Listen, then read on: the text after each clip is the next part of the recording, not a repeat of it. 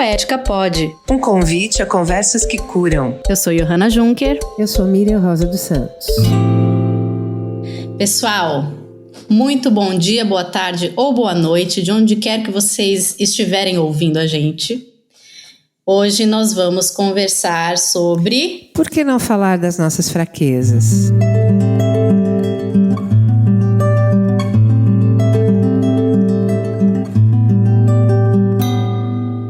O bebê, quando nasce, ele vai passando por fases de desenvolvimento.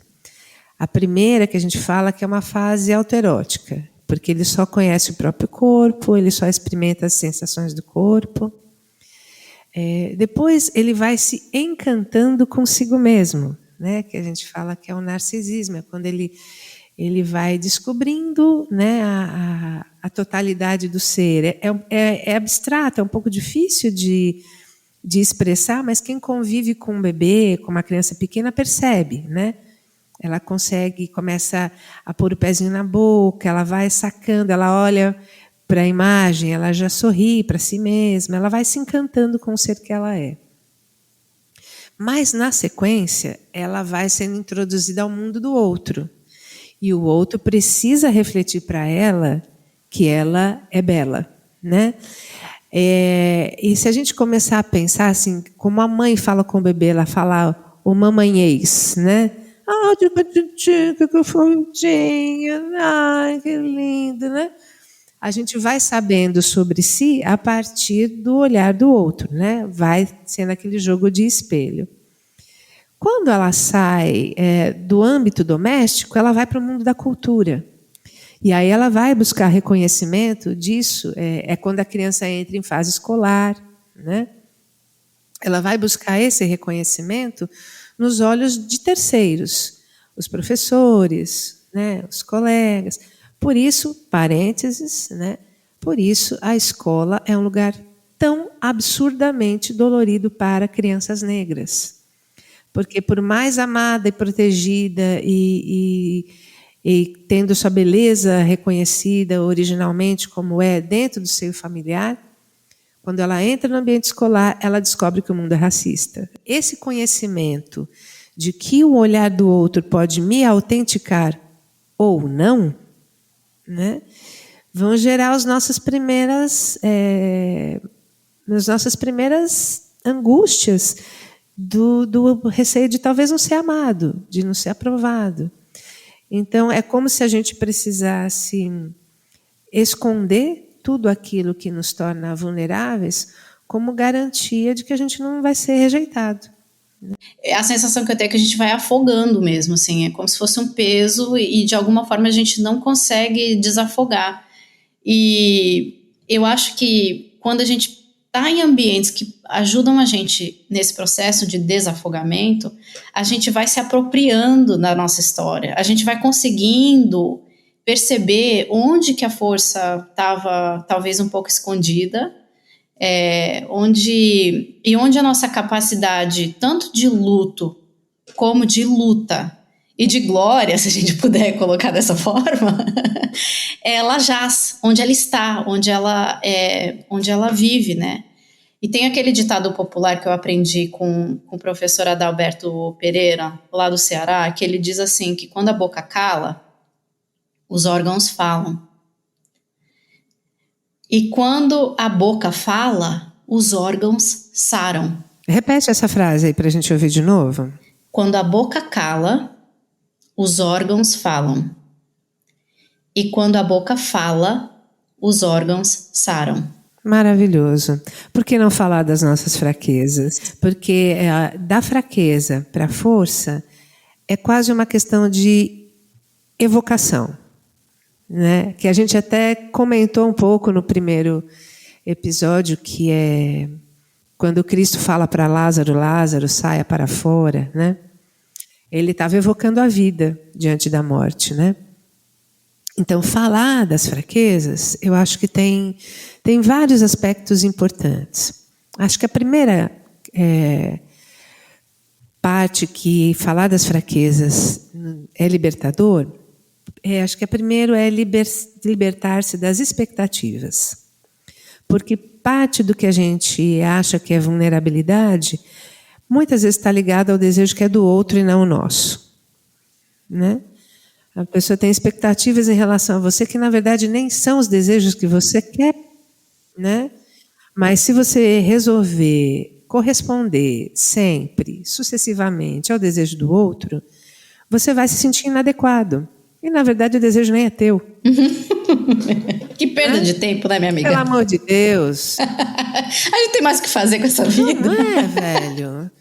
Né? Nessa vida fugaz e passageira, gastar o tempo e a energia tentando corresponder ao desejo do outro é enlouquecer, né?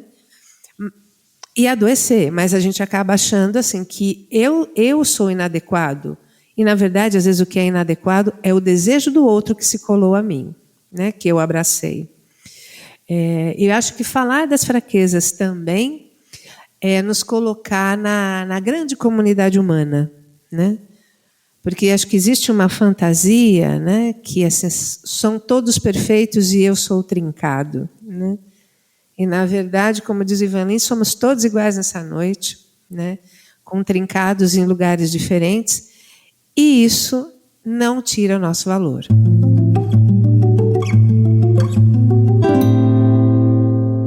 Você falando sobre isso, eu fico pensando também sobre essa indústria do bem-estar, sabe? A gente já conversou sobre isso várias vezes, dos coaches e tal, que colocam, eu acho, uma expectativa muito grande de que esse processo seja feito sozinho, que você vai dar conta, não é? Que você vai dar conta de chegar num lugar de firmeza,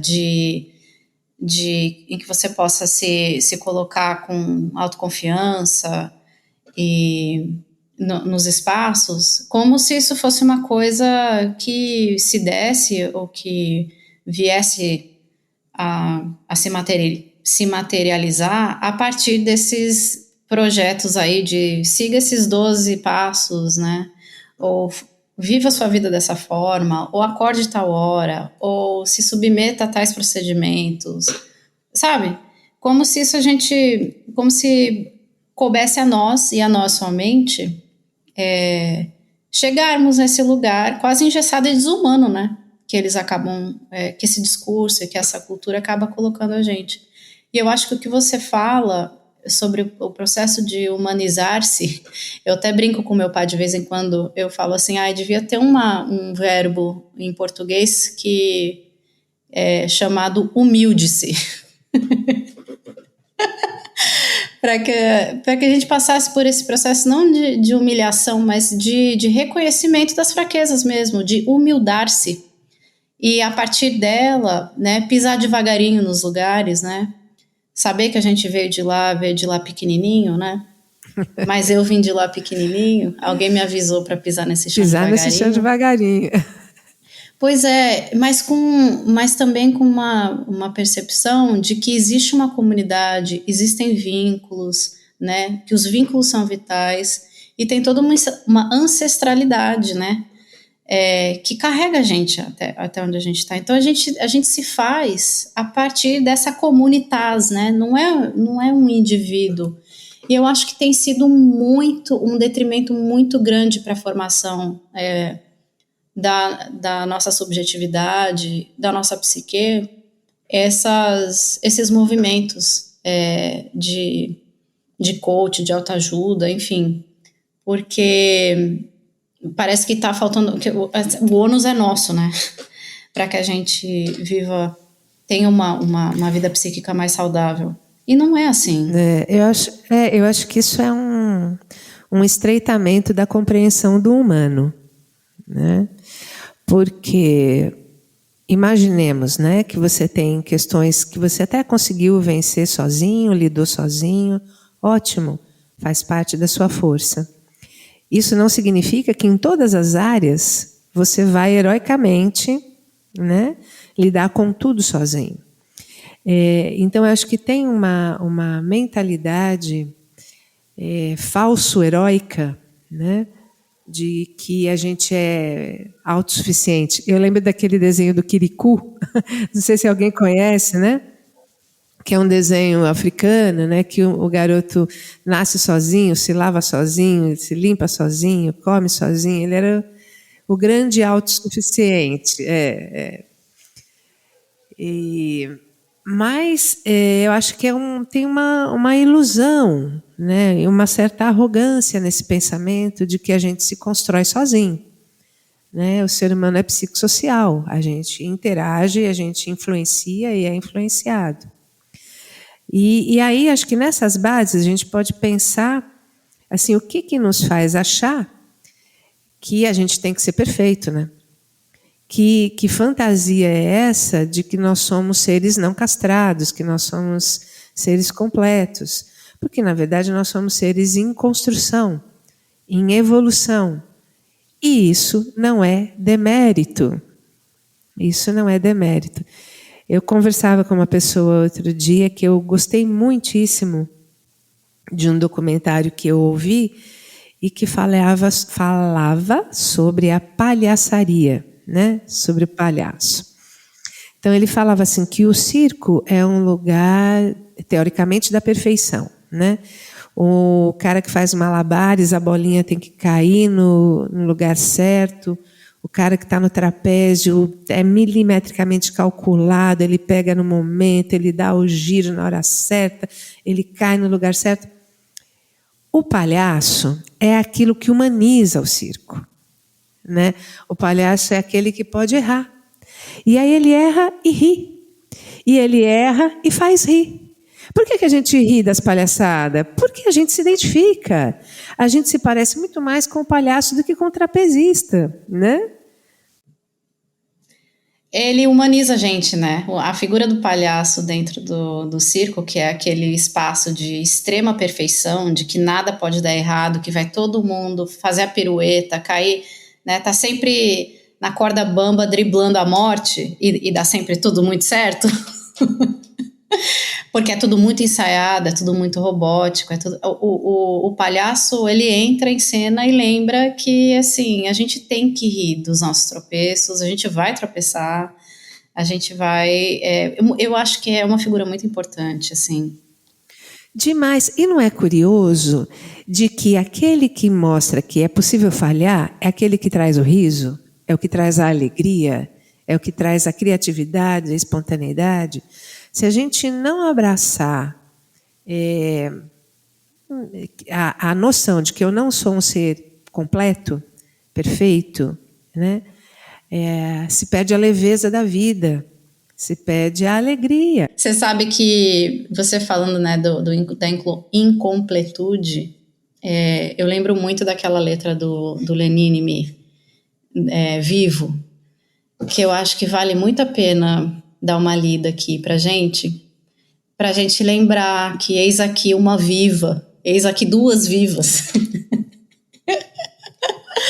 Ele diz assim, ó: precário, provisório, perecível, falível, transitório, transitivo, efêmero, fugaz e passageiro, eis aqui um vivo, eis aqui um vivo, impuro, imperfeito, impermanente, incerto, incompleto, inconstante, instável, variável, defectivo, eis aqui um vivo, eis aqui.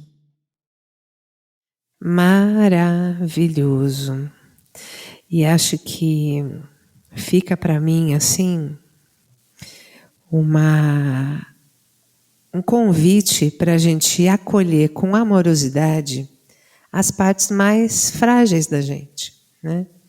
Mais vulneráveis. Eu acho que, na medida que a gente vai falando, né, das fraquezas, a gente vai abrindo o caminho para a gente reconhecer, né, a nossa força e a nossa coragem, porque eu acho que quando a gente esquece a nossa história, né, quando a história não está presente na nossa memória, acessível, assim, quase que on demand, assim, que você pode acessar, né, buscar aquilo, a gente provavelmente repete, né? Então, nesse percurso, eu acho que é muito importante que a gente desenvolva a capacidade de se tornar amigas das nossas fraquezas e das nossas vulnerabilidades e da gente mesma. E quando eu tô com a autoestima lá embaixo, eu sempre penso, será que a Mi falaria assim comigo e de mim? E isso tem me ajudado muito, Mi, a pensar e reformular a maneira com que eu me trato. E eu comecei a pensar sobre isso, né? Em me tornar amiga ainda, mais acolhedora ainda de mim mesma. E eu queria deixar isso para quem estiver ouvindo a gente.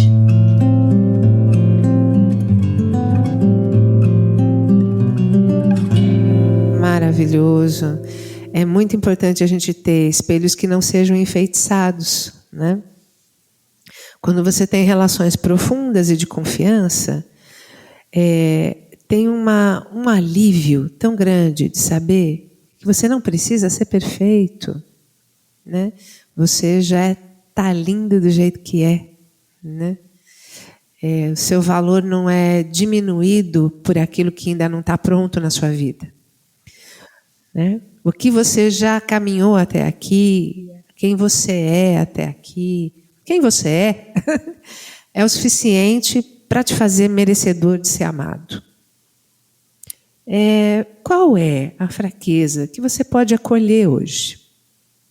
Que lado seu pode receber o seu abraço generoso de saber, olha, eu sei, você ainda não está pronto, né? Sei, você ainda não se resolveu, você ainda não se curou, mas eu estou olhando para você e eu vou cuidar de você com amorosidade. Então a pergunta é, qual é a fraqueza que você pode acolher? Então, Iô, a vida pode ser poética, não pode? Pode. Poética pode? Pode. Poética pode. Beijo, gente. Tchau, tchau. Até a próxima. E aí, gostou do episódio?